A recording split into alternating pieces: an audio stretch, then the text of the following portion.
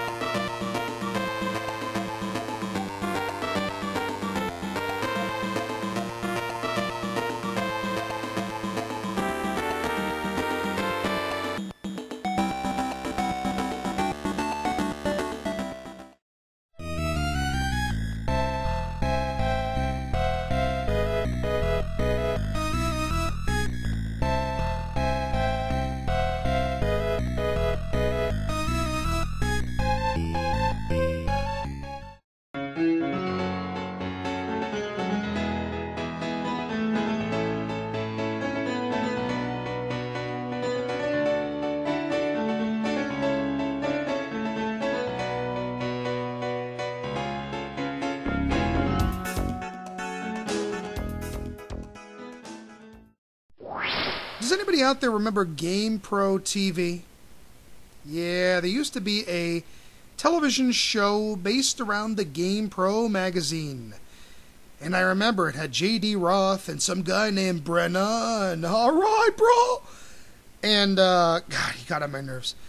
And they had this review show, and during one of these episodes, they didn't cover the TurboGrafx very often, but during one of these episodes, they reviewed Bonk's Revenge, and I remember they gave it a perfect score also. Now, when Pac-Man was hitting the arcades, I was about 3 or 4 years old. I can remember being in an arcade when we went to visit my aunt in Ohio. And in this arcade, I stood on some kind of box or some kind of crate, and I played a video game for probably one of the first times, and it was Pac-Man. We're talking very early 80s. On the right side against the right wall were about 7 or 8 pinball machines, and they were all in pretty good shape. And it's weird because I remember seeing people like in business suits and stuff like that around lunchtime playing pinball. And that's when I realized that the employees who worked at the mall were sneaking out on their lunch break to play video games and pinball. I thought that was pretty cool. In the corner was a little arcade machine called Splatterhouse. But the NES version of Life Force is just a great game. And who can forget the 30 lives trick? I mean, speaking of Konami and Contra, some people call it the Contra code. but it should be called the Konami code because it was in other Konami games. But you could then get 30 ships or 30 lives. And again, it made Life Force a little easier. And I'm not 100% sure if I defeated Life Force when I was younger without the Konami code. Why do I call it a PC Engine stack collection? Well, because it's a stack. They're in no particular order. This is the way I pulled them right off the shelf. We're going to take a look at them one at a time. So, let's get started. Is this actually going to translate well to the TurboGrafx using its hardware and everything? And I'll tell you what, it did. It was amazing. It's a really faithful translation. In fact, it's darn near close to the arcade version. It's amazing. You have to defeat so many enemies. That's kind of the gimmick of the game, and it's kind of a neat concept. I had to, no matter what, import this game. The problem was it was sold out everywhere. It was amazingly expensive. It was so hard to find. It took me a long time to find it, but I eventually got it, and this is it. For the Nintendo Entertainment System, released in 1993. I saw this version on a store rental shelf, and quite frankly, I was intrigued on how well it was translated to the Nintendo Entertainment System, so I gave it a shot, and it was interesting.